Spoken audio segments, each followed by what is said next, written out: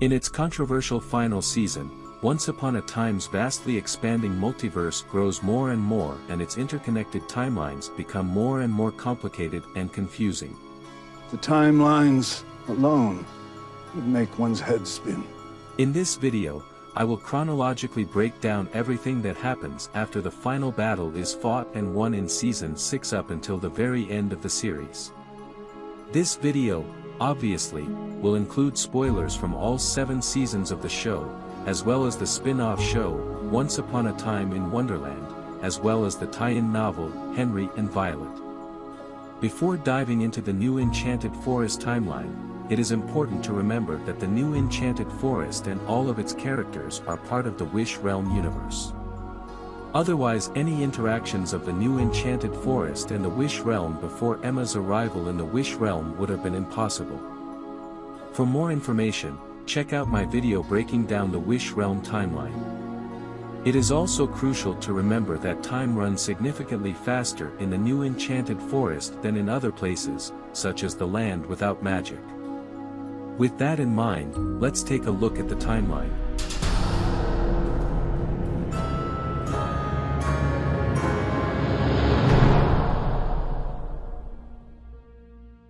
It's difficult to pinpoint when exactly the final battle takes place.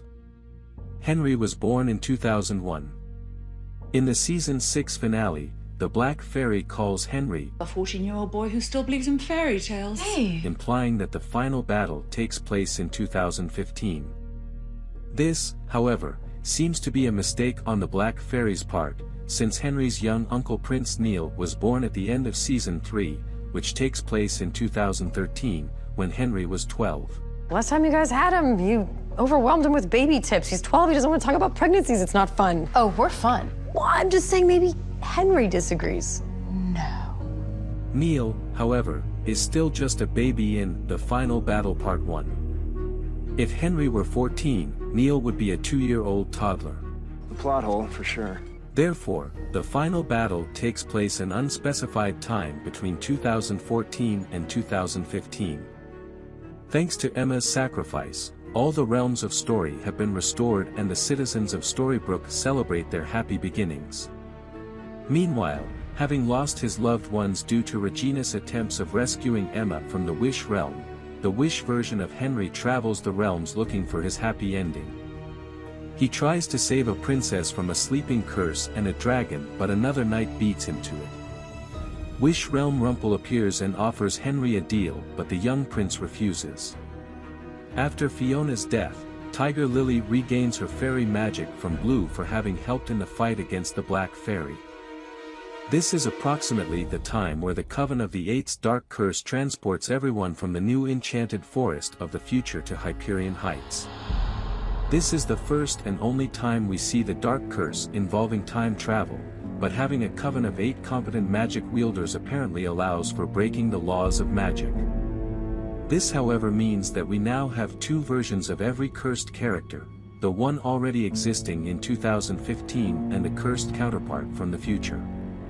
To avoid confusion, I will only refer to the characters from the future with their cursed names. Now real estate mogul, Victoria Belfry, previously known as Rapunzel Tremaine, starts pushing the fairy tale characters out of the heights by buying up everything she can. Among the people leaving are Kelly, previously known as Selena, and Baron Samdi, aka Dr. Facilier. Meanwhile in Storybrooke, Belle and Gold celebrate Gideon's first birthday. The 3 of them leave Storybrooke shortly after and start traveling the realms. During the last month of Henry and Violet's junior year in high school, Mary Margaret and 2 other teachers, Mr. Blankenship and Miss Pond, organize a field trip to New York City. Emma and Killian accompany the group as chaperones. On Ellis Island, Henry and Violet run away from the group and venture off into the city to find an antiques shop that, according to its website, is in possession of a notebook that once belonged to Violet's father, Hank Morgan. At first they struggle finding the shop. And when they eventually do, they find it closed for business. When they are about to give up hope, they hear a stranger singing an odd song which gives them a clue on how to find the owner of the antique store. They go to Tiffany's and meet with a woman named Whitney Day, whose grandmother, Mildred Appleby, owns the store. While they are waiting for Whitney to finish her shift, the couple has their first real fight. After her shift, Whitney takes them to her grandmother. Unfortunately, she can only tell the teenagers that she already sold the notebook to someone with an office in the Empire State Building. She gives Henry and Violet the address of the buyer's office, and the two of them make their way to the Empire State Building. This is where Killian, Emma, and Snow finally find Henry and Violet. The two of them admit why they ran away. They are taken back to the hotel and are told to get ready for this evening's dinner cruise. When she is getting ready for the dinner cruise, Violet has a minor identity crisis and starts reflecting upon her relationship with Henry. After dinner, Henry and Violet dance on the ship. Emma takes Henry aside and gives him some relationship advice. Violet talks to her friends about being ready to leave Storybrooke behind. Emma tells her that they are allowed to try and get the notebook the next day. On their way to the Empire State Building, Henry shows Violet Columbia University. Henry and Violet reach the office of Mr. Naggs, the man who bought the notebook. As he is currently in a meeting, Henry takes Violet to the top of the Empire State Building and shows her the city. Both Violet and Henry seem to be aware of the shift in their relationship. Eventually, they meet with Mr. Naggs and he tells them that he unfortunately already sold the notebook to a private collector. Devastated, Violet and Henry return to Emma and Killian. In the cab, Killian gives Henry some relationship advice. Well, if it's dating tips you need, lad, I know my way around women. Over your dead body. Regina! Later that day, Emma takes Henry to Isaac, who also gives him some valuable advice. Afterwards, Henry and Violet finally talk about their issues and mutually agree that breaking up is the best option for them. Violet then learns via text that her father was the private collector that bought the notebook. You have to appreciate the irony. Henry and Violet then go on one last carriage ride in Central Park before returning to Storybrooke. Meanwhile in Storybrooke, not only does Anton manage to harvest new magic beans, but he also enhances them so that their portals are less violent. Still looking for the Firefly Ruby so he can break free from his shadow prison, Dr. Facilier arrives in the new Enchanted Forest. This is also when the necklace he once gave to Regina is swallowed by a gator. After traveling the realms together, the Oz variants of Hansel and Gretel also arrive in the new Enchanted Forest. They separate and Hansel, still severely traumatized by what Selena did to him, starts going by Jack. It's the first day of Henry's senior year. As he is old enough to drive, Regina gives him her car. Granny helps him with auto maintenance. Realizing that Henry wishes not to attend Storybrooke's college but rather wants to leave Storybrooke after his senior year, Regina gives him a few college brochures from colleges in the area. Meanwhile in Seattle, an adult Henry from the future with his memories of his past wiped and replaced by the Coven of the Eight's curse, works as an Uber driver. According to his fake memories, he had a wife and a daughter who died in a fire, and his publication of the Once Upon a Time book was unsuccessful. It is unclear whether the book was actually published or whether it's just a fake memory implanted into the victims of the curse, which would explain why barely anyone bought and read his book. Lucy shows up at his apartment and tells him that she is his daughter. She goes on explaining that everything in his book is true and asks him to take her back to Hyperion Heights, but he refuses. Lucy's mother Jacinda is late for her job at Mr. Cluck's chicken shack and impulsively quits after calling her boss, Louis, a jerk.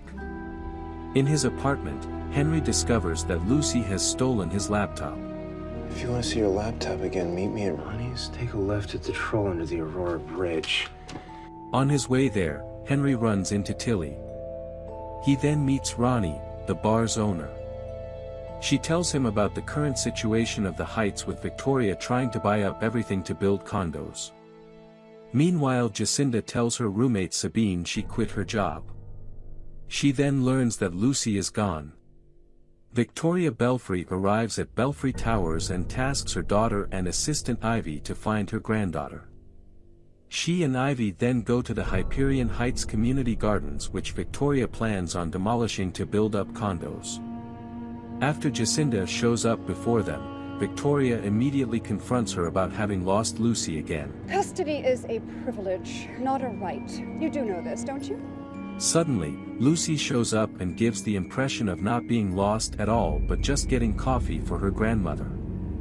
Victoria walks away and Lucy makes a wish at the wishing well. Jacinda then takes Lucy to her ballet class. Then Jacinda meets Henry at Ronnie's and returns his laptop. Meanwhile, Tilly tells Detective Weaver that someone new is in town. At Ronnie's, Jacinda tells Henry about her life and her dreams. Victoria shows up and confronts Jacinda. She tells her Lucy will move back in with her permanently. Shortly after, Henry finds his car stolen. I think my car was stolen. Really? That sucks. The desk sergeant at the police station does not seem interested at all, but Rogers wants to help. Henry runs into Lucy at the community gardens and tells her that his family died in a fire. Jacinda wants to run away with Lucy. The car breaks down when they try to leave. Victoria asks Rogers and Henry for help finding Lucy and Jacinda. Ivy and Rogers stop Jacinda and Lucy from leaving. Ivy gives Rogers the book. It has caused enough trouble. Henry gets his car back. Jacinda confronts Henry. Rogers becomes a detective and gets partnered with Weaver. Ronnie refuses to sell her bar to Victoria. Nah. Jacinda returns to her old job, apologizing to Louis. Henry is looking for the cemetery of Hyperion Heights but only finds a parking lot. Rogers looks at an illustration of Emma in Lucy's book. Jacinda makes a wish at the wishing well. Henry starts writing a second book, and a hyacinth starts growing at the community gardens. The next morning, Rogers visits Henry and asks him about the illustration in the book. Can you tell me who this woman is? Yeah, she's a character in a book of fiction. Henry then asks him for help finding his family's grave. Meanwhile, Jacinda learns that Victoria raised the ticket prices for Lucy's dance recital, making them unaffordable for her. Weaver informs Rogers that he specifically requested Rogers as his new partner. Sabine introduces Jacinda to the app Work Bunny, hoping this would help her earn enough money for a dance recital ticket. Henry tries to apologize to Jacinda. Meanwhile, Victoria hires Weaver and Rogers to dig up dirt on Lucy's father. Weaver first pays Ronnie a visit, asking her about Henry. Bartender's like a therapist. I don't share secrets. Is that so? Yep. Ronnie also warns Rogers about his new partner. The two detectives then head to Henry's apartment. Meanwhile, Sabine has found Jacinda a catering gig at the ballet venue. When they get there, they find out it was Henry who organized this for Jacinda. Weaver and Rogers search Henry's apartment and Weaver notices that his partner had been there before because he knew how to turn on the lights. They leave the apartment, when Victoria furiously calls Weaver, having spotted Henry at the dance recital. Before heading to the dance recital as well, Rogers steals Henry's swan keychain. Victoria asks Weaver to frame Henry for the theft of her bracelet. He tests Rogers, asking him to frame him by placing the bracelet in Henry's pocket. Instead of Victoria's bracelet, however, he slips Henry the keychain. Weaver then announces that he will be searching all employees for the stolen jewelry and punches Henry in the face when he resists before searching him and only finding the keychain. Afterwards, Rogers wants to dispose of the bracelet but Weaver stops him, telling him that he passed his test. Weaver then returns to Victoria and reminds her that he does not work for her. Miss Belfry, you do not employ me. You do not own me. And you most certainly don't control me. Up until now, our goals have aligned. They may not always. Jacinda decides to give Henry a second chance. Rogers, Henry, and Ronnie team up against Victoria. The next day, Jacinda reads one of the secret letters Lucy has left for her at the wishing well in the community garden. Meanwhile, Ronnie meets with Rogers and Henry at her bar because she might have a lead that could expose Victoria. Jacinda leaves another letter for Lucy at the well when Victoria shows up and informs her that she plans to demolish the community garden to build new condos. Rogers follows Ronnie's lead and watches Victoria handing over money to the city's building commissioner. Unbeknownst to him, he is being watched by Weaver. Jacinda turns to Ronnie for help to save the community garden, and she suggests a petition to stop Victoria from demolishing it. Get enough people to sign and Belfry's done. Well, look who's the leader of the people. Yes, I'm a regular queen. Quite a few people sign, and Lucy proudly shows Henry that the petition is already quite successful. She is convinced that there might be something hidden underneath the community garden, just like the glass coffin was hidden deep in the Storybrooke mines. When the construction workers accidentally discover a tunnel system underneath, Lucy immediately jumps into the hole in the ground, hoping to find proof of the curse inside. Henry runs after her. Meanwhile, Rogers places the building commissioner under arrest, and Jacinda gets many more people to sign the petition. In the tunnels, Lucy finds a piece of glass. She is convinced it once was part of her mother's glass slipper. Victoria manipulates Jacinda to burn the petition. Lucy sees that and doesn't want to stay with Jacinda anymore. Weaver releases the building commissioner from jail and confronts Rogers about his arrest. So we're just supposed to let some lowlife walk the streets? Sometimes, yes. Because now, when she makes a call to that lowlife, he makes one to me. After some advice from Ronnie, Jacinda reopens the petition and reconciles with her daughter. Lucy gives Henry the piece of the glass slipper. However, the little hint of belief this might have caused disappears immediately when Henry finally finds the graves of his fake family with the help of Rogers. Even though the petition has stopped Victoria from continuing the dig, she has managed to retrieve Anastasia's coffin from the tunnels in time and brings it to the top of Belfry Towers, where she keeps Eloise Gardner prisoner. You may get your daughter back, but then you'll have to deal with me. It's Halloween. Weaver meets with his informant Tilly, who has started to become aware that there's something strange going on with the people of Hyperion Heights. Jacinda drops off Lucy's Halloween costume with Ivy. Meanwhile, Victoria gets ambushed by Tilly in her car. She then blackmails Weaver to get him to get his unhinged informant to take her pills again. Back at Ronnie's pub, Henry tells Ronnie about seeing his family's graves. She then pushes him to ask Jacinda out. Meanwhile, Weaver and Rogers look for Tilly. An annoyed Ivy takes Lucy trick-or-treating. Unhappy with Ivy's supervision, Lucy takes the first chance she gets to run away. Weaver finally manages to find Tilly. Being off her pills for a while now has almost awoken her from the curse completely. Ivy asks Jacinda and Henry for help finding Lucy. Jacinda is forced to stay at her work, but Henry and Ivy start searching the city for the young girl. Meanwhile, Weaver tricks Tilly into taking her pills. When she realizes, she rushes to her container, urging Weaver to follow her. On their search for Lucy, Ivy and Henry start bonding and eventually manage to find Lucy.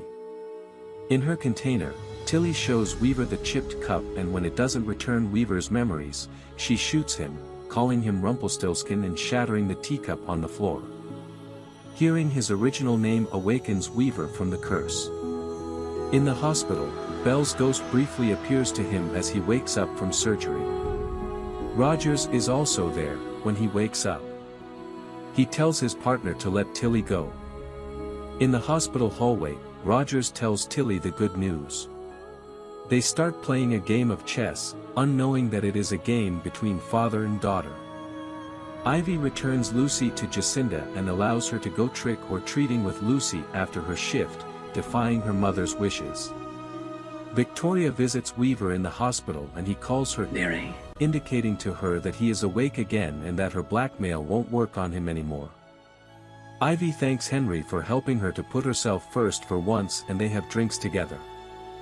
Victoria visits Eloise again in her tower prison and asks her for help destroying Lucy's belief so she can use it to wake Anastasia. Sabine visits Lucy at Belfry Towers to give her some of her beignets. Victoria tells Ivy to go and acquire several rare herbs for a special tea that Eloise asked for. She then tells Sabine that she will be increasing her and Jacinda's rent. Consider it a family discount. Rogers tells Ronnie and Henry about his process on the Eloise Gardner case. Henry wants to ask Ivy for help but Ronnie doesn't trust her. Sabine wants to start a beignet business and uses all of their saved rent money to get started. She considers Mr. Cluck's chicken shack as a base of operation.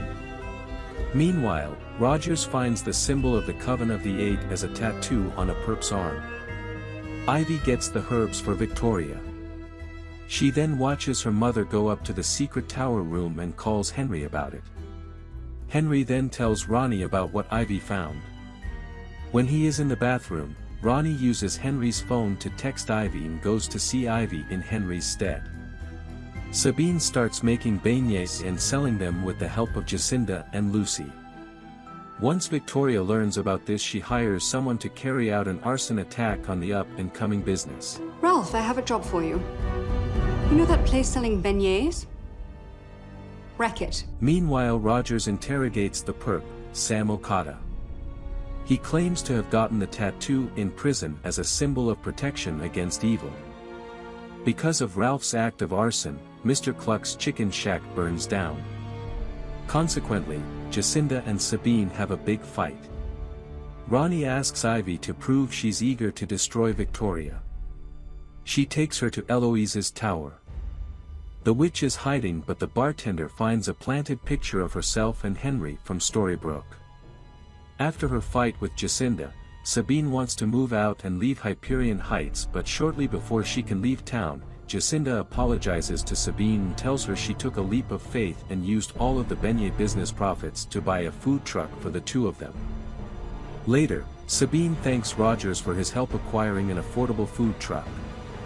Released from jail, Sam calls someone about Rogers looking for Eloise.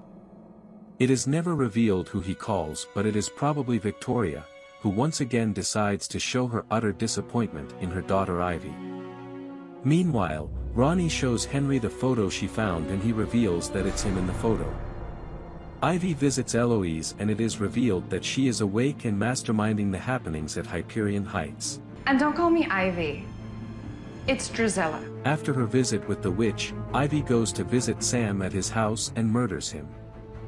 At the bar, Ronnie and Henry are still discussing the photo, clearly depicting a scene from Henry's book. Jacinda shows up to borrow some tools from the bar so she can fix the food truck. Henry offers his help but Jacinda declines. Meanwhile, Victoria suffers from a migraine which Ivy uses as an excuse to take the community garden hyacinths from Victoria's coffee table to Eloise in the tower. In the meantime, Henry figures out Jacinda is mad with Henry because Ivy posted pictures with him from when they had drinks together on Halloween on social media. An excited Lucy shows up and wants to see the picture Ronnie found at Belfry Towers. Weaver is released from the hospital. Trying to learn from his partner's methods, Rogers asks Tilly for help with his missing girl case. Ronnie confides to Henry that she unsuccessfully tried to adopt once. Playing matchmaker, she then sets Henry up with Jacinda. Meanwhile, Ivy also fetches Eloise some soil from the community garden. Using the magic in the hyacinths and the soil, Eloise manages to let an enchanted plant grow. Ivy extracts some of the plant's juice. Henry apologizes to Jacinda with a mixtape and joins her in fixing the food truck. Meanwhile, Lucy is looking for the storybook. Ronnie plays along, hoping she'd come to the realization that Henry's book isn't real on her own. Still, the photo and Lucy's persistence start to make her doubt things. She asks Weaver for his help finding out if there are records of someone named Regina Mills adopting a baby boy. In the meantime, Tilly takes Rogers to her container and gives him some advice for his case. What pieces do you already have that you're not paying attention to? Answer that. and you might find yourself on a very different path. One that leads to Eloise Gardner. Weaver managed to procure the papers Ronnie asked for and delivers them to her, reminding her that she owes him a favor now. Following Tilly's advice, Rogers visits Sam's house again, only to find him dead. Ronnie examines the adoption papers. Her handwriting matches Regina's signature. Ivy shows up. Using the magic plant extract, she manages to wake Ronnie from the curse, reminding her of what she did to Henry and why she can't allow the curse to be broken. Welcome back, Regina. Then, for the first time in years, Ronnie talks to Henry while remembering who he is. Meanwhile in Storybrooke, young Henry gets accepted into several colleges. However, he starts to have doubts of whether or not college is the right thing for him. Detective Weaver arrives at the crime scene and tells Rogers to step back from the case regarding Sam's death. Ronnie hires Jacinda to work for her at the bar and Henry asks Jacinda out on a date. Ivy shows up, reminding Ronnie to stop true love's kiss from happening. Meanwhile Victoria grounds Lucy for sneaking out multiple times. Punish me all you want now. It won't matter. After my mom and dad break the curse, we'll be together. And you? We'll be all alone. She then visits Eloise again and notices some of the dirt Ivy dragged into the tower room, realizing someone else had visited her. Rogers tells Henry more about the Eloise Gardner case and about the connection he feels to Eloise. Henry then decides to try and help him with the case. Rogers also goes to Tilly for her help again. In the meantime, Victoria discovers that it was Ivy who visited Eloise in her prison after noticing the same kind of dirt on her shoes. Why is women's footwear the constant bane of my existence? Don't blame the shoe, blame your blind incompetence. Weaver then shows up to warn her that Rogers is close to solving the Eloise Gardner case. Angrily, Victoria confronts Eloise and takes her away to a distant warehouse. You won't ever feel the warm light of day again. Ronnie advises Jacinda not to see Henry for a while so she can focus on getting Lucy back. Tilly gives Rogers a fake drawing from Eloise's notebook and tells him that she died a while back. But it isn't long until Rogers finds out the drawing is fake. Following Ronnie's advice, Jacinda tells Henry she needs to work instead of going on a date with him. Weaver makes sure that his dagger is still secure in his evidence locker when Rogers angrily confronts him about the fake drawing and his lies about Eloise. He then confronts Ivy about the missing girl who reluctantly gives him a list of all properties under her mother's name. Finally, Rogers finds Victoria and Eloise. Victoria is arrested and Rogers voices his disappointment in Tilly. Ivy taunts her mother, revealing that she was behind all of it. Henry rushes to Ronnie's, telling Jacinda and Ronnie that Victoria got arrested.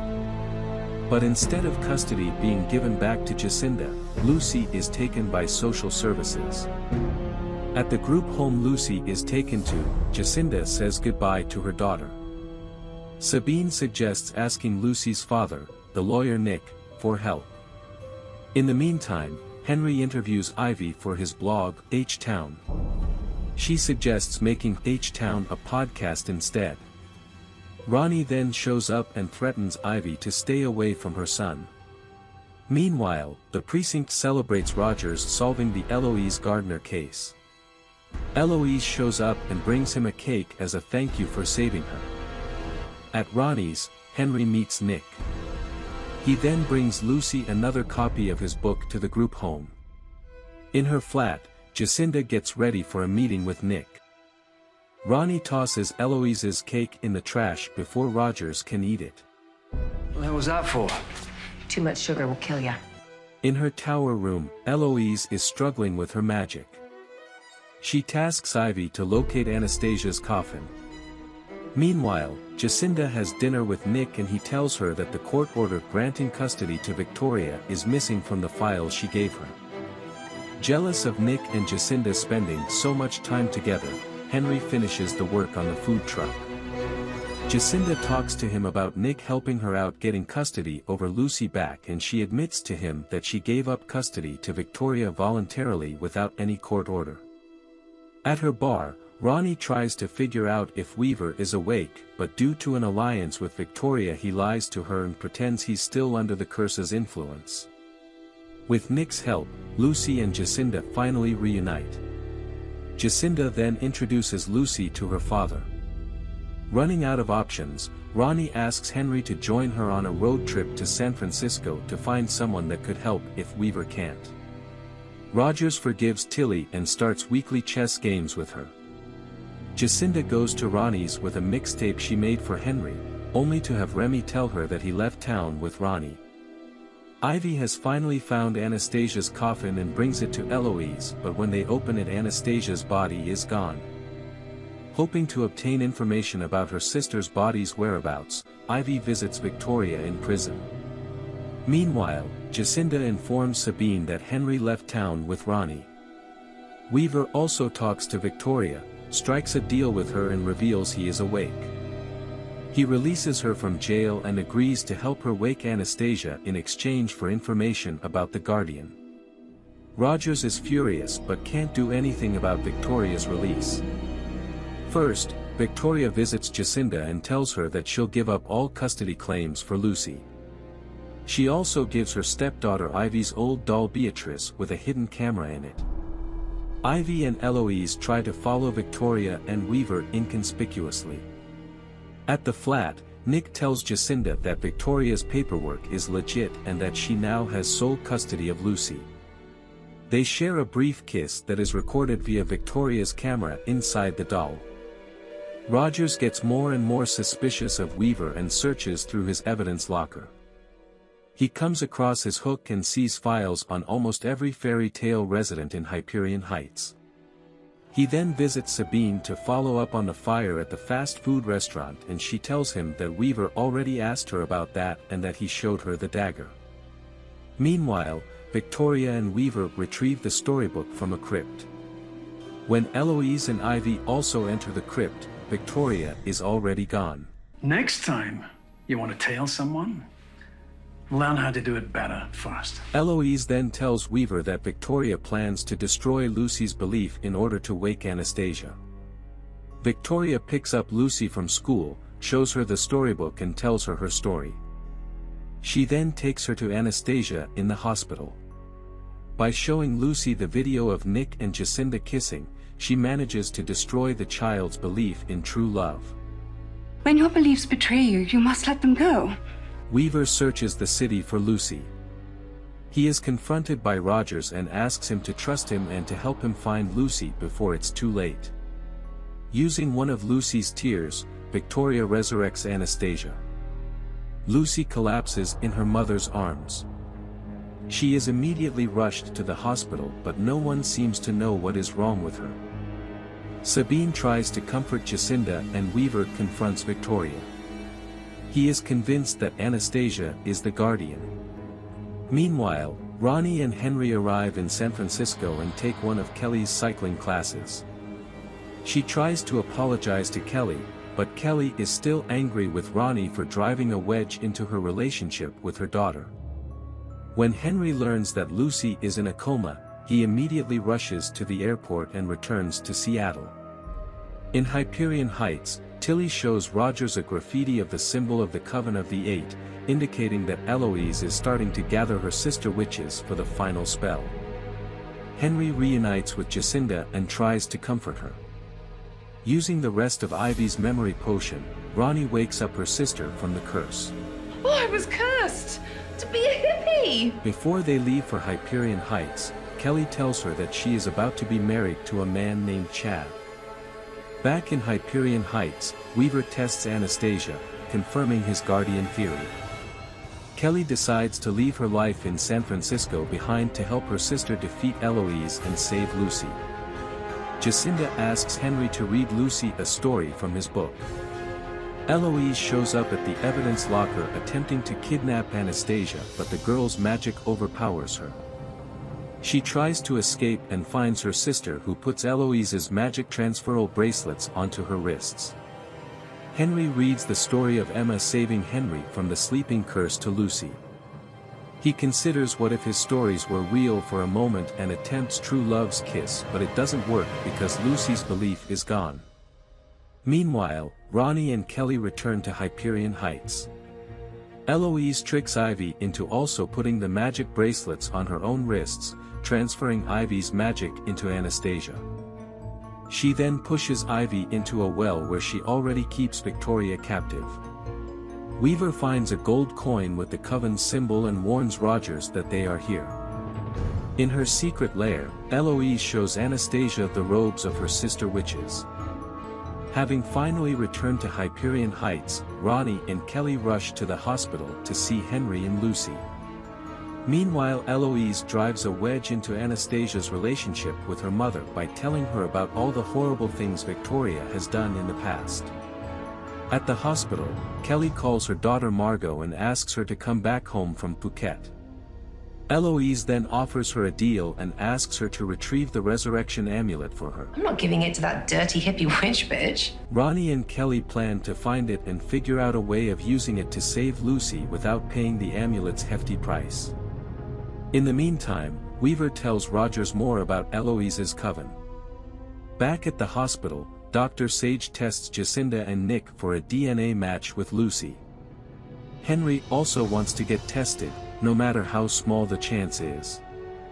Back at Eloise's hideout, Victoria and Ivy finally manage to work together and escape the well prison. Ronnie takes Kelly to her bar, thinking the amulet might be hidden there, as Victoria had shown a lot of interest in buying the place from her earlier. Fearing Eloise as competition for the Dark One's dagger and knowing of Nick's witch-killing agenda, Sandy wakes up Nick from the curse, hoping he'd take out the members of the Coven of the Eight for him. Victoria suggests ending the feud with Ivy, but her daughter sees through that, knowing that Victoria never had as much love for her as for Anastasia. She tells her that the lanterns that were her beacon of hope during her time in the tower were her idea, not Anastasia's. Eloise takes Anastasia to her apartment and hides her from Rogers. Impatiently, Jacinda asks Dr. Sage about the test results. Henry tells Jacinda he also got tested. Meanwhile, Weaver warns Rogers about the Coven's deadly rituals. At the bar, Ronnie and Kelly manage to find the resurrection amulet, but immediately after Victoria shows up, steals it from them and locks them in the basement. Victoria then delivers the amulet to Eloise, who uses Anastasia's magic to recharge the amulet as well as her own magic. The witch then starts to suck the life out of Ivy to transfer it to Lucy. Shocked about this, Victoria pushes Ivy out of the way and sacrifices herself. She dies in her daughter's arms and Lucy awakens from her coma. Weaver and Rogers find Ivy mourning over her mother. At the hospital, Dr. Sage receives the test results for the DNA test and learns that Henry is Lucy's biological father.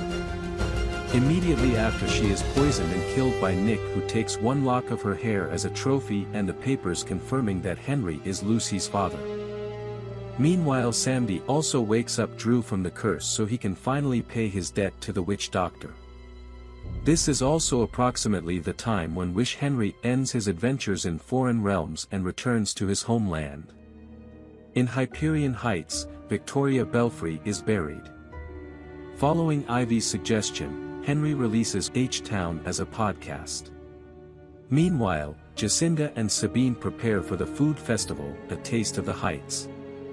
Lucy suggests a game night with her mother and Henry, hoping that they will finally share true love's kiss and break the curse. In the meantime, Weaver informs Rogers about Dr. Sage's death. Henry finally learns from Remy that Jacinda had made a mixtape for him, and he meets the mysterious investor Baron Samdi, looking for the bar owner. Drew reunites with Sabine and tells her that he also got a truck at the street festival. Henry tells Ronnie about Samdi's visit. He then joins Lucy and Jacinda for the game night. Excitedly, Lucy tells him that everything is real and that she saw the Enchanted storybook, but Henry doesn't believe her. Meanwhile, Rogers and Weaver ask a blind baker named Hilda about Dr. Sage, as she apparently was one of her customers. They noticed the coven symbol as a tattoo on her wrist. The desk sergeant, Samuel B. Rice, checks Sabine's permits and shuts her food truck down because she doesn't have a food safety permit. He tells her he got an anonymous tip about her missing paperwork. Convinced that this was Drew, she angrily confronts him. Meanwhile, Kelly and Ronnie try to test Samdi to see if he is awake by switching their names. Samdi plays along. At the game night, Lucy suddenly goes to bed early to give Jacinda and Henry some alone time to kiss. Drew joins Sabine's food truck, and with his food safety permit she's allowed to sell beignets and gumbo again. Despite having been forced to miss the first half of the food festival, Sabine's food truck is doing well. Investigating the baker again, Weaver and Rogers find Hilda left to die in her bakery with a lock of her hair missing. At the bar, Weaver then finally reveals to Ronnie and Kelly that he's awake and concludes that someone is killing coven members. Lucy finds a page from the storybook in her closet and learns about Henry being poisoned. Terrified, she stops Jacinda and Henry from kissing. The festival comes to an end and Drew talks to Samdi, who reminds him that he is to gain Sabine's trust. Ronnie then visits Samdi at his apartment and tells him that she figured out he's awake. He admits it and invites her in. The next day, Tilly visits Rogers at the precinct, worried that something bad is about to happen, but he sends her home, ignoring her warnings. Eloise shows up, willing to talk to Rogers about her coven and the string of murders. Ronnie returns from her one-night stand with Samdi and meets Henry on the way, who tells her about what happened with Jacinda and Lucy. Eloise insists to only talk to Rogers alone. Rogers ignores Weaver's warnings and agrees. During the interrogation, Eloise asks Rogers to bring her a painting of his. Meanwhile, Lucy tells Jacinda that she doesn't want her to spend time with Henry. Rogers once again ignores Weaver's warnings and fetches the painting for Eloise. In the meantime, Ivy starts packing up her mother's belongings. Lucy shows up to confront her about poisoning Henry and being a villain. Bad people end up sad, broken, and alone. And as long as you stay a villain, that's all you're ever going to be. To prove her wrong, Ivy calls Henry over and tries to kiss him, but he rejects her. At the precinct, Tilly panics about Eloise as Rogers gives her one of his paintings. The leader of the Coven of the Eight then answers Rogers' questions, albeit in a cryptic way. Meanwhile, Ivy makes up with Jacinda and her stepsister gives her the doll that used to be hers. Having learned that the killer sends a heart-shaped box of chocolates to all his victims before killing them, Rogers and Weaver follow a lead only to realize they've been set up. They rush to the hospital, but the baker is already dead. And standing over the body with the murder weapon in hand, is Tilly. She escapes, jumping out of the window. Searching for her, they find the Coven symbol in Tilly's container home. Weaver then tells Rogers that Tilly has a traumatic history with the Coven and that they took her father from her. Ivy thanks Henry for the advice he gave her earlier and asks him for his help finding her sister Anastasia. Meanwhile, Ronnie tells Lucy that she is awake and they team up to find a way to cure Henry and break the curse. Rogers finally manages to find Tilly, talking to the troll statue under the Aurora Bridge. In the meantime, Ronnie asks Lucy to spy on Samdi and lies to Kelly about it. Henry gives Ivy some advice on making amends with Anastasia. She leaves and immediately after Rogers shows up at Henry's apartment, asking for his help to hide Tilly from the police. Rogers then tries to retract Tilly's steps to find her an alibi for the time of the murder. Meanwhile, Ronnie distracts Samdi with a date while Lucy searches his apartment. Rogers first asks Sabine and Jacinda whether Tilly came by the food truck yesterday, but they didn't see her. At Henry's apartment, Tilly suddenly remembers that she went to a grocery store the previous day, but no one at the store remembers ever seeing Tilly there. Meanwhile, Ivy goes to Eloise's gathering place to look for her sister but only finds the witch there who tells her that she took Anastasia somewhere safe. Ivy then tricks her into taking Beatrice, the doll with the nanny cam, from her. In the meantime, Kelly crashes Ronnie and Samdi's date and he heads home. Ronnie nervously texts Lucy to get out of his apartment but she doesn't see the message in time. On the streets, Tilly finds her backpack in a dumpster. Ronnie is mad at her sister and Lucy doesn't pick up her phone. Still, she manages to escape the witch doctor's apartment when he gets home, having taken a photo of the tarot cards lying on his table, specifically the death card. Back at Henry's place, Tilly finds the hair strands of the candy killer's victims in her backpack. Terrified, she runs away. Using the nanny cam, Ivy follows Eloise to Anastasia. The situation escalates and Anna runs away. Tilly wants to leave town, when she meets Margot who has just returned from Thailand. She then notices a security camera in the troll's eye, giving her an alibi for the murders. Samdi tells Regina he knows Lucy was in his apartment and returns the beanie the girl had accidentally left behind. He tells her he's after the Dark One's dagger. Ronnie apologizes to her sister and tells her what Samdi is after. Margot reunites with her mother and Tilly moves in with Rogers. At Belfry Towers, Eloise personally delivers the candy killer's chocolate box to Ivy. Ronnie suggests having Henry spend time with Nick and Rogers, his former friends from the new Enchanted Forest, to cheer him up. Weaver works on gluing the chipped cup together again. He then learns from the desk sergeant that Anastasia has been spotted somewhere in the city. In a parking garage, Ivy gets attacked by the candy killer but she manages to fend him off using pepper spray. Henry meets with Rogers and Nick at an arcade for a fun evening out. After her near-death experience, Ivy asks Ronnie for help who reluctantly promises her protection. Samdi shows up and also offers his help. In exchange for the magic in Anastasia and killing her in the process, he wants to give Ivy a magic being to escape. Weaver searches Eloise's gathering place which has now been reduced to ruins by Anastasia's uncontrolled magic. Ronnie joins him. Meanwhile, Ivy uses lanterns to lure her sister to her. At the arcade, Henry's friends challenge him to ask out the next woman that walks into the bar to get over Jacinda, only for that woman to be Jacinda. Anastasia finds her sister and is put to sleep using a magic sleeping powder given to her by Samdi. Henry and Jacinda try to test fate with an impossible coin throw.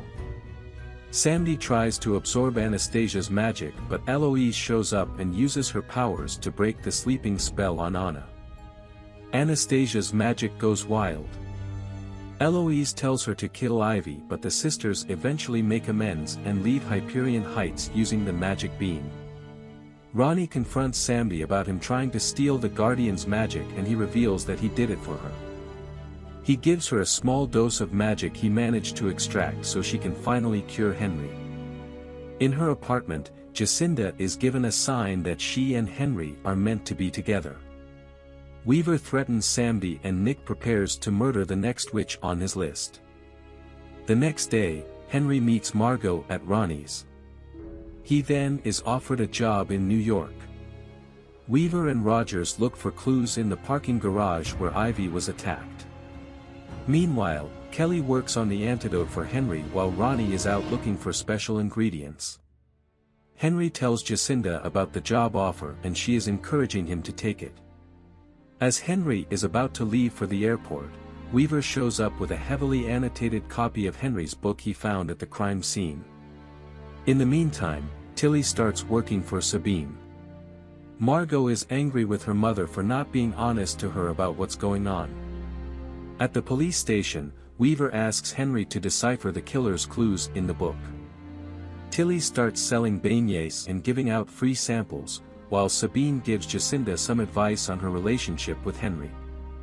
He on the other hand manages to figure out that the killer identifies with a character from the book, Hansel.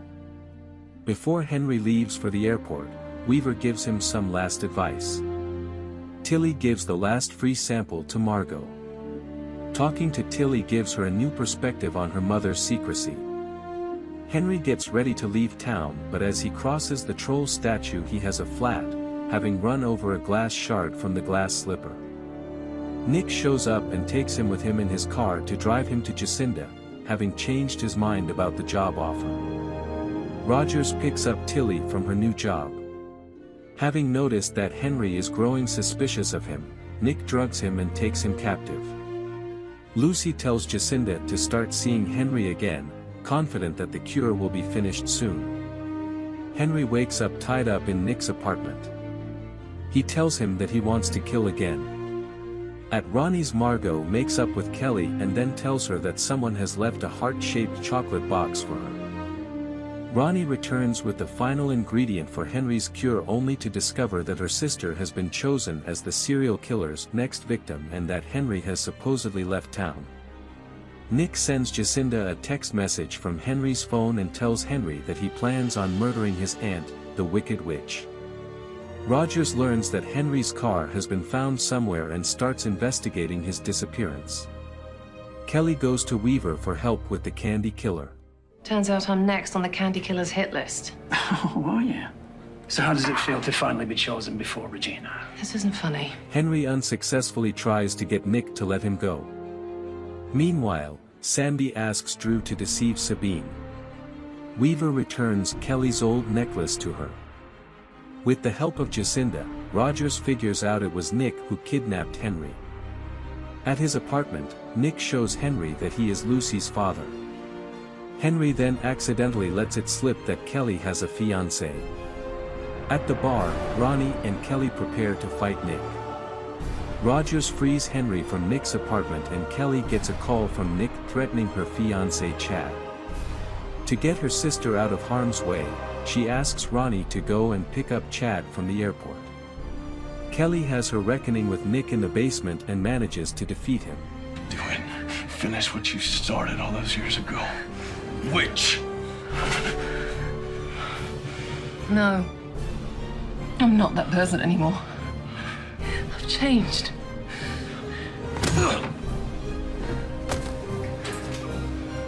More or less.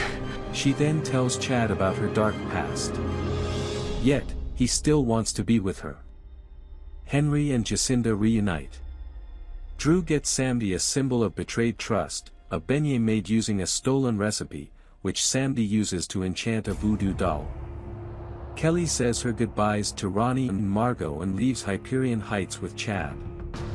Using the cursed doll, Sandy kills Nick in police custody. Soon after, Weaver and Rogers find Nick dead and the dagger gone. Meanwhile, Margot asks Tilly out on a date. Jacinda asks Henry about what Nick told him, but he is not ready yet. Desperate, Weaver tries to get his dagger back. In the meantime, Ronnie is still working on the cure for Henry. She promises Lucy that they'll have the antidote ready soon. Rogers looks at security footage and Drew becomes a suspect for Nick's murder. Henry asks Rogers to take him with him to Nick's apartment. Ronnie is close to finishing the cure for Henry, when Weaver confronts her about Sandy stealing the dagger. For their date, Tilly takes Margot to a bookstore. Sandy admits to Ronnie he killed Nick and tells her he didn't take the dagger. Weaver also confronts and threatens him, only to be magically overpowered and teleported away. Henry and Rogers enter Nick's apartment and Henry finds the paper confirming he is Lucy's father. Rogers catches Drew trying to flee the apartment. He tells him about Sandy and his immense power. Margot gives Tilly a bracelet, but she suddenly struggles with loud buzzing in her mind and runs away. Weaver steals the magic Sandy gave Ronnie for Henry's cure and uses it to find the dagger. It ends up appearing in Tilly's backpack, confirming her to be a guardian. Weaver returns the dagger to the evidence locker and Ronnie is furious about his theft. You and I. Rogers tells Henry that the coroner's report impossibly states that Nick was stabbed from the inside. Tilly goes back to Margot and they continue their date. Meanwhile, Henry finally tells Jacinda about the test results. Preparing for the Coven's endgame, Eloise uses magical persuasion on the desk sergeant and compels him to find and wake up her sister witches. Time has come for the Coven to return. In the meantime, Henry and Jacinda try to figure out how the test results can be true. Henry starts believing a little and shows her part of her glass slipper. Rogers interrogates Drew. The desk sergeant wakes up 6 witches, 3 of them being original members of the Coven and the other 3 being replacements for Ivy, Hilda and Dr. Sage. It is unclear where these replacement witches came from.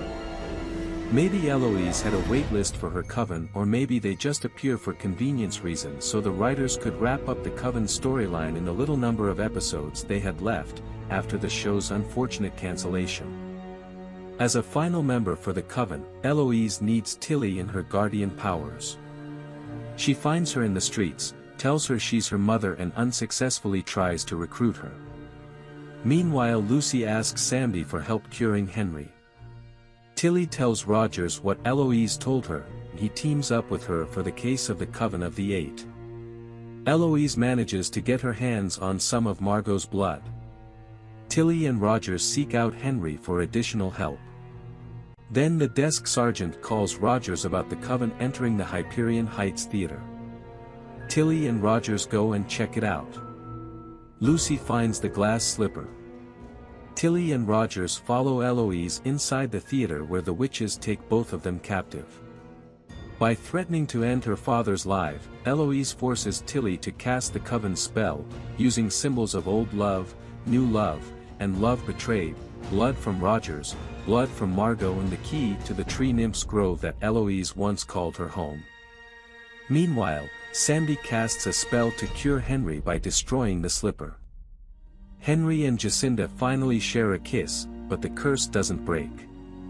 And the Coven of the Eight casts their spell.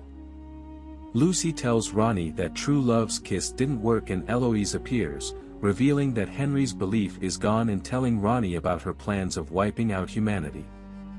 She also gives Ronnie the chance to join the Coven once again and be spared, but she refuses. Weaver apologizes to Ronnie and gives her a memory potion he managed to distill from Nick's blood. The first witch starts turning into a tree. Rogers manages to escape but he can't wake Tilly from her trance. Ronnie gives Henry the memory potion but it doesn't work due to his lack of belief. Sabine is looking for Drew. Lucy finds a tarot card in Drew's bag and tells her about Sandy. Weaver finally tells Rogers the truth. Magic is real.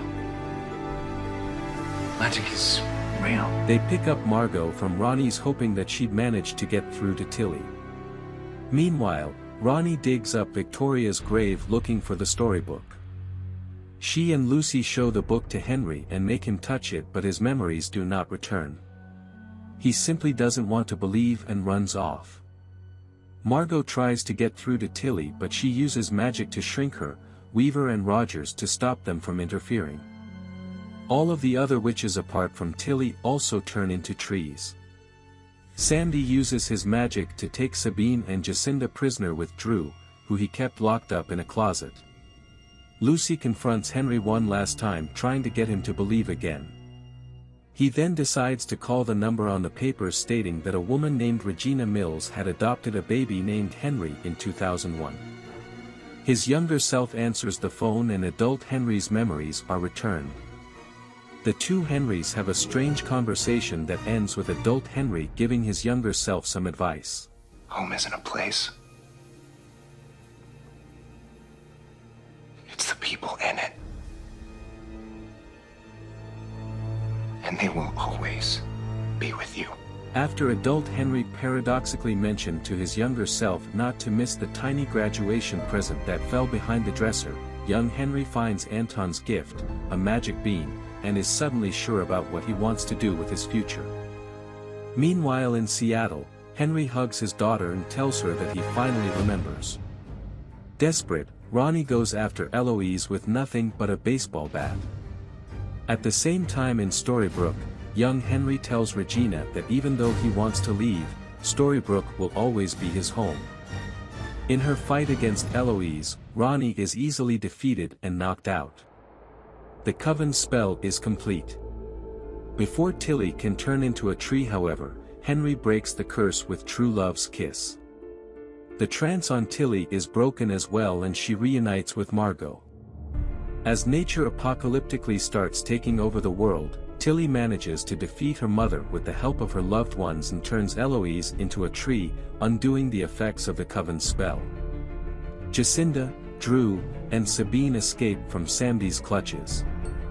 Meanwhile in the Wish Realm, Sir Henry strikes a deal with Rumple to finally get his happy ending. The Dark One then hires Cruella as a guard for his castle and leaves the Wish Realm. Of course, Cruella is a rather pointless choice, but Wish Realm Rumple doesn't know about her inability to kill. In Storybrooke, Regina reads the personal essay Henry wrote while everyone reunites in Hyperion Heights after the curse is finally broken. Weaver finds Belle's photo album gone and confronts Sandy about it, who then is stabbed in the back by Wish Realm Rumple and dies. The people of Hyperion Heights celebrate the end of the curse. Rogers is released from the hospital after being too close to Tilly when she fought Eloise. The breaking of the curse also reactivated the curse on Rogers' heart. Tilly calls him from the other side of the street. Ronnie finds Weaver tied up in Sandy's apartment. He tells her what happened. Wish Rumple makes Jacinda and Lucy disappear and asks Henry to get him Weaver's dagger if he ever wants to see his family again. Ronnie, Rogers, Weaver, and Henry plan how to defeat Rumple.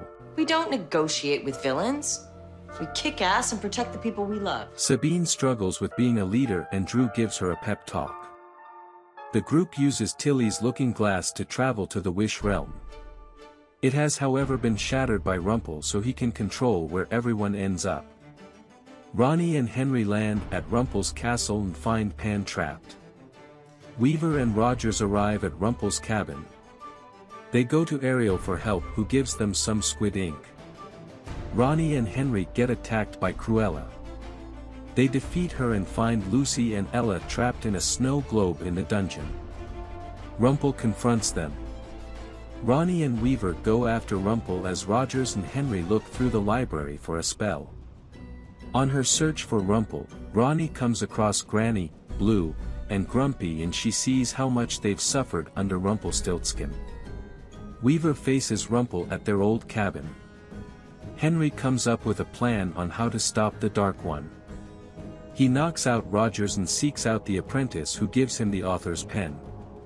Henry then gets some magic ink from Cruella's hair. Before he can write anything, Rumple shows up.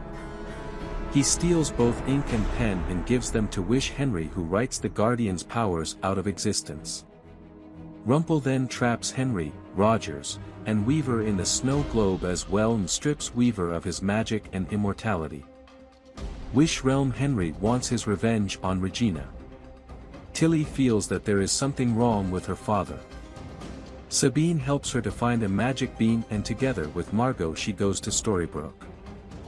Tilly and Margot arrive in Storybrooke and get treated like intruders. They find Zelena and ask her for help. The future version of Zelena, that has magic, would have probably been more helpful, but since they only had one magic bean, getting back from San Francisco would have taken way too long. Henry, Rogers, Weaver, Jacinda, and Lucy reunite and find a cabin in the snow globe. Sir Henry cuts Ronnie's hand with a knife and announces he will fight her to the death tomorrow. In her jail cell, Ronnie dreams of Robin. In the snow globe, Weaver tells Rogers he was the closest thing he had to a friend. Tilly then summons Maui's hook into the globe and the group manages to free themselves with its magic. Setting his evil plan in motion, Rumple traps Blue in a story with the author's assistance. Weaver uses an enchanted dream catcher to look at memories of Belle, slowly realizing that he might never see her again. Margot asks Rogers for his blessing to marry Tilly. Henry from the future, and Snow, and David from the present rescue Ronnie from her cell. The group holds a war council. Weaver finds some magic to enchant his hand. Wish Henry faces Ronnie. Portals into Rumple's storybook prisons open for everyone. Wish Henry decides to spare Ronnie and Rumple's spell is shut down. Rogers is finally dying because of the curse on his heart. Weaver gives Rogers his heart, killing both himself and Wish Rumple, because his selfless act destroyed the darkness in both of them. Weaver reunites with Belle in the afterlife and Ronnie wants to cast one final curse to bring everyone together. First, the characters from Storybrooke are sent back with their memory erased to ensure that the past doesn't get altered. Then everyone cursed by Ivy's curse gets transported back to the future where Ronnie's light curse creates the United Realms. With the timeline restored, the following events can take place as they always did. Zelena and Robin leave Storybrooke at some point after Margot and Tilly's visit to the town in Maine and end up in a place where time moves faster. They stay there until Robin is 17. She sure has grown up fast. Not in our realm. Right. Well, I'm not here to discuss timelines. After 10 years of travels, Rumple wants to use a magic river to get rid of the dagger, but this is unsuccessful. Meanwhile, Smee from the Wish Realm and the Jolly Roger arrive in the new Enchanted Forest. Blackbeard also returns. In Storybrooke, Hook gives Henry a magic bottle so he can communicate with his parents when he is away. Regina enchants both Henry's phone and motorcycle so that they never run out of gas and battery. Then Henry leaves Storybrooke for the new Enchanted Forest on August's motorcycle using Anton's beam. It is heavily implied that Violet also leaves Storybrooke after graduating and starts studying at Columbia University in New York. In the new Enchanted Forest, Jack is the first friend Henry makes. He buys him his first drink on his 19th birthday. The two of them go on a few adventures together, including being tied to many trees together, and fighting several giants. Jack then goes to Agrabah while Henry stays in the new Enchanted Forest. Meanwhile, Zelena and Robin return to Storybrooke. Robin manages to steal Emma's yellow bug for a short amount of time before she is caught. In the new Enchanted Forest, Lady Tremaine conspires with the prince to kill Marcus. After her stepfather's death, she gives Ella the nickname Cinderella and has her work as a house slave to her family. This is also when Lady Tremaine has an encounter with Wish Realm Hook. After what you did to me, Captain, you're lucky you have eyes left to see anything at all. It is unclear what happened between them. Perhaps Tremaine found out that he is responsible for releasing Gothel from the Tower prison. You let her out? Technically, I let her escape. Moron! Remy's fairy tale counterpart finds a magic bean while preparing a cassoulet and decides to hold on to it. Tiana and Eudora are forced to auction off their belongings to try to save their family from ruin. So sad.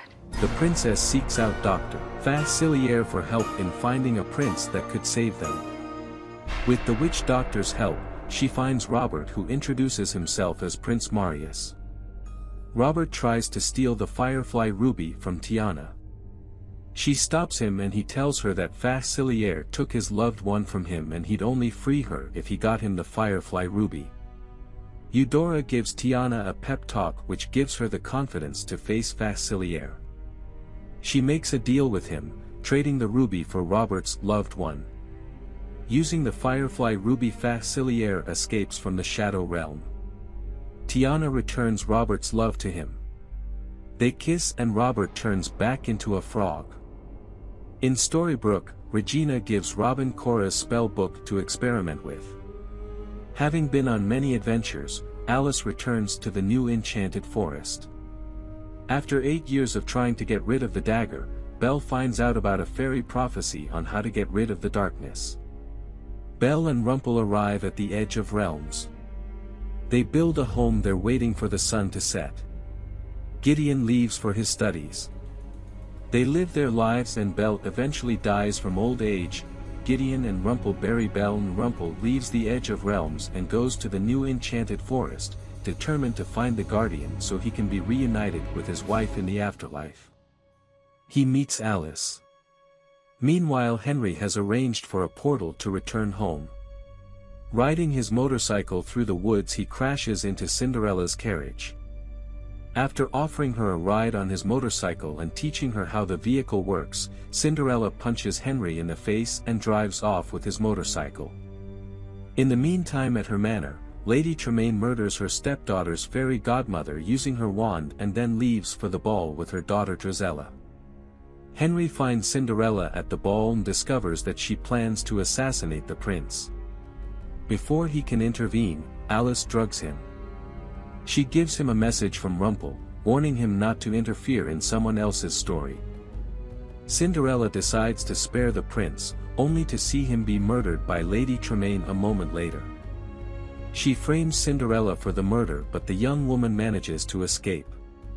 In the woods, Tiana saves Cinderella from the king's knights and reveals that she is part of the resistance formed against the royal family and against Lady Tremaine. Before she introduces her to the rest of the resistance, Cinderella leaves Henry a glass slipper so he knows to find her. Shortly after, Henry's portal opens, but when he sees the slipper he decides to stay for Cinderella. Soon Lady Tremaine shows up with the king's guards and takes him prisoner. However, he manages to send a message to Emma, Killian, and Regina first, using Hook's magic bottle. Lady Tremaine demands Drizella torture Henry to find out where the slipper is. Regina and Hook show up and defeat her and the king's guards. Regina tries to cast a locator spell on the slipper but struggles with her magic. Hook goes to look for Cinderella at the port town close by. There he meets his Wish Realm alter ego and gets overpowered by him. Using some of Storybrooke Killian's blood and the fairy wand, Lady Tremaine turns Wish Realm Hook into a younger version of himself. Meanwhile, Henry asks his mother about the rest of his family. Wish Hook joins them and lies to them about Cinderella having left the kingdom and her not liking Henry. Emma shows up and tells Henry she's pregnant. Changing his mind on his plan of trying to replace the original Hook once he heard about the pregnancy, Wish Hook goes back to find Killian, only to be attacked and stabbed by him.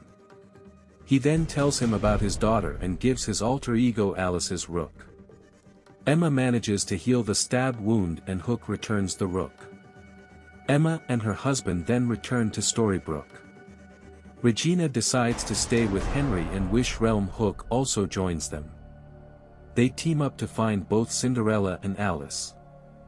Meanwhile, Tiana introduces Cinderella to Jeremiah and the rest of the resistance. Tiana shows her a picture of Anastasia's coffin, an item that her spies have seen Lady Tremaine bring to her manor. Cinderella lies about not knowing what it is. Having worked out the quirks in the locator spell, Regina, Henry, and Hook join them. The group plans to storm Lady Tremaine's manor in the morning. That night, Cinderella sneaks out and goes to the manor to confront her stepmother, who reveals that she will need the heart of the truest believer to bring back her daughter. She enchants Cinderella's hand so she can rip out Henry's heart and threatens to kill everyone if she doesn't kill Henry. Cinderella is unable to kill Henry. She wants to take Jeremiah's heart instead, but Regina stops her. She gives Cinderella some advice when she wants to leave. Cinderella then returns to the group and from now on wants to be called Ella again. Henry and Ella start to bond. He teaches her to fix his motorcycle.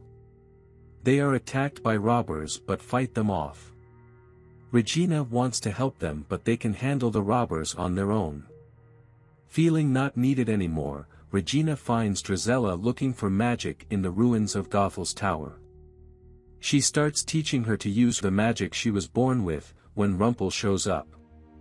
He tells Regina about Belle and gives Regina some advice. Regina uses her magic mirror to spy on Lady Tremaine practicing ripping out hearts to wake Anastasia. Drizella begs Regina to help her kill her stepmother but Regina refuses. Drizella confronts Lady Tremaine at her manor with the deceased prince's younger brother she is engaged to due to Tremaine's scheming. Regina tries to stop her from having Prince Gregor kill her stepmother. Drizella however uses her magic to kill the prince instead, turning her heart black and rendering it useless for Tremaine to use for the resurrection spell. Drizella then announces she wants to cast the dark curse. Regina returns to her son and he tells her that he'll always need her. Ella and Henry practice sword fighting when they run into Alice. Alice and her father reunite. Convinced that a sorceress has lifted the curse of the poisoned heart, Alice tries to hug Killian. When Gothel's curse blasts him away, Alice runs off and opens a portal to Wonderland. Ella and Henry follow her through. In Wonderland they immediately find themselves entangled in a rabbit trap. They luckily manage to escape. Ella tells Henry about her mother running off to Wonderland and venturing into the infinite maze. Her story doesn't entirely add up with the overall timeline, but maybe since Ella still was a child when her mother left, her inaccurate memory may be excused. Either way, Ella enters the infinite maze looking for Alice. She quickly finds her and Alice tells her about what really happened with Ella's mother and about meeting Drizella. Meanwhile, Drizella attempts to poison Henry's heart using a Wonderland mushroom, but Ella and Alice manage to stop her. Ella and Henry then share their first kiss as the enchanted locket that used to belong to Marcus and Cecilia starts to glow, confirming their true love. Back at the camp, Henry and Ella tell Regina and Hook what happened. Ella returns Alice's knight to him. Then Jack shows up and joins the resistance. Henry, Hook, and Ella try to slay a dragon together, but the dragon is long gone when they arrive at its cave. Henry is still looking for his story. He wants to propose to Ella but wants a ring with great story behind it to give to Ella. Hook wants to help Henry find a ring like that. They plan to sneak aboard the Jolly Roger, taken control over by Blackbeard. Quickly they are discovered on board and Blackbeard takes the map to Davy Jones' locker from Hook. They find the treasure. This is when Henry learns all of this was a setup. Suddenly a storm approaches. Henry throws Davy Jones' ring into the ocean to stop the magical storm. He then decides to propose to Ella as himself without some adventure story behind the engagement ring. I can't offer you a legend, but I can offer you my heart. Soon after they get married. At some point, Lady Tremaine switches sides and joins the resistance to fight Drizella. Gothel invites Drizella to join her coven.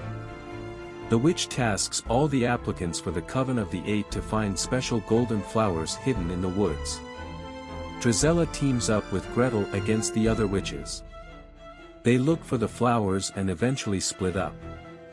That is when Gothel appears to both of them, explaining that there are no flowers and that in order to join the coven they have to kill the other witch. Drizella reluctantly kills Gretel and joins the Coven of the Eight.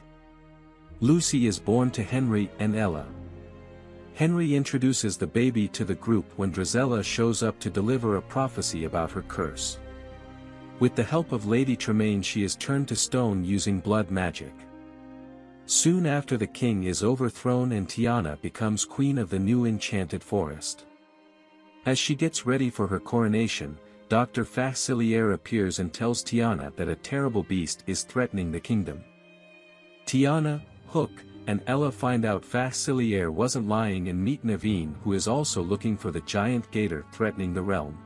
My enchanted spear is the only weapon strong enough to kill it. Now he is bragging about his enchanted spear. The group goes on a hunt for the gator. They find someone hurt by the creature. Ella and Hook take him to a healer while Naveen and Tiana continue to go after the gator. Tiana suspects that Naveen is working for Dr. Facilier after finding a necklace similar to the one the witch doctor wears in Naveen's bag. Before he can justify himself, Naveen is attacked by the gator. Tiana saves him by killing the gator. Facilier then shows up and retrieves Regina's necklace from the gator's dead body. Upon Tiana's request, he saves Naveen's life. As a price Naveen now has to work for Facilier. The witch doctor teleports him away, keeping him prisoner until his debt is paid. Soon after, Tiana is crowned queen. Facilier secretly returns the necklace to Regina and they share a kiss. In Storybrooke, Robin uses a spell to summon Mother Nature and gets transported to the new Enchanted Forest. Zelena also travels to the new Enchanted Forest and tells Regina what happened, angrily confronting her about giving Cora's spellbook to Robin. She then teams up with Hook to find Robin and to defeat Gothel. They track down the invisible location of Memento Mori and interrupt Gothel and Madame Leota's seance. Robin shows up and tells Zelena that she wasn't kidnapped but ran away and chooses to stay with Gothel. Hook convinces Zelena to go back for Robin. Meanwhile, Gothel tricks Robin into giving up her life to resurrect Madame Leota using the resurrection amulet. Zelena shows up and trades Robin's life for hers. Robin saves her with bow and arrow. Robin then gives the amulet holding her magic to her mother, who uses it to restore her own magic. Alice watches the group from a distance. Thinking she is a spy, Robin catches her in a trap. When she is released, she finds out Robin wants to kill the troll that once saved her from her tower prison. Alice quickly catches up with Robin at a tavern where a troll hunting party is gathering. When she tells the group of people trying to hunt the troll that the troll is her friend, both she and Robin get locked up. In the cell, Alice and Robin bond a bit. Then Robin uses one of Alice's hairpins to escape. Robin returns to the hunting party and attempts to kill the troll, but Alice stops her. The angry mob wants to attack Alice, but Robin protects her. Alice then uses her magic to summon a yellow bug the two use to escape. Robin and Alice bond more. Alice tells the troll she doesn't need him anymore as she is finally free, and he turns to stone. Robin and Alice then celebrate her birthday. Rumple visits the cave of the departed to talk to Belle's spirit. Facilier tries to take the Dark One's power from him using a voodoo doll and fails. As he starts choking the witch doctor, Rumple's skin starts turning scaly again. Convinced that Alice is the guardian, Rumple watches her from a distance. Hook confronts him about it and tells him to stay away from his daughter. At night, Rumple visits her anyway and manipulates her in order to test her. Rumple asks Alice to kill Facilier. When she cannot, she passes his test and is proven to be the guardian. At the cave of the departed, Alice starts to perform the ritual to take on the Dark One's powers, but in the last moment Rumple stops Alice from consuming the darkness to protect her. Immortality. It's just another tower. Rumple, now fully returned to his crocodile self, makes up with Hook and they become friends. On Lucy's 8th birthday, the Coven of the Eight frees Drizella from her stony prison. The power of the Coven apparently is the only thing powerful enough to break blood magic. Ella and Henry come up with a plan to keep Lucy safe from the curse. Regina seeks out Zelena and Robin for their help. Rumple gives Hook a white elephant, a magical item allowing for one's most precious relationship to remain intact in the randomness of the curse. Alice leaves a letter for Robin with her father. Henry takes Lucy to the oldest tree in the realm. Tiger Lily, who apparently also came from Storybrooke to help Henry and the others for some reason, gets Geppetto's axe, likely from the new Enchanted Forest version of Geppetto. They plan to build a wardrobe out of the enchanted tree to keep Lucy safe from the curse. Night falls and the witches attack Henry. He runs from them back to Tiger Lily's forest hideout where she has hidden Lucy. Henry tells Lucy to keep the storybook safe and helps her escape. He is then taken by the witches. Tiger Lily tells Lucy not to lose hope and to get the book to her mother. The two of them return to the castle. The Coven prepares the casting of the curse. Lady Tremaine confronts Drizella and gets magically knocked out by her, after Drizella tells her that she will make her believe she cast the curse. Regina, Zelena, Hook, Jack, and Ella fight Drizella, who then reveals that Henry has been poisoned and forces Regina to cast the curse with the Coven's help. As the curse cloud spreads, Rumple gives Alice the chipped cup and gives her instructions on how to wake him from the curse. Robin comes to say goodbye to Alice and they share one last kiss. Hook gives Ella the white elephant so she doesn't lose Lucy. Dr. Facilier somehow manages to keep his memories and magic intact, as everyone is transported back in time to Seattle, where Gothel's tree nymph grove used to be eons ago. After Gothel's and Wish Rumple's defeat in the past, Regina's final curse returns everyone to this time and merges every realm into the United Realms.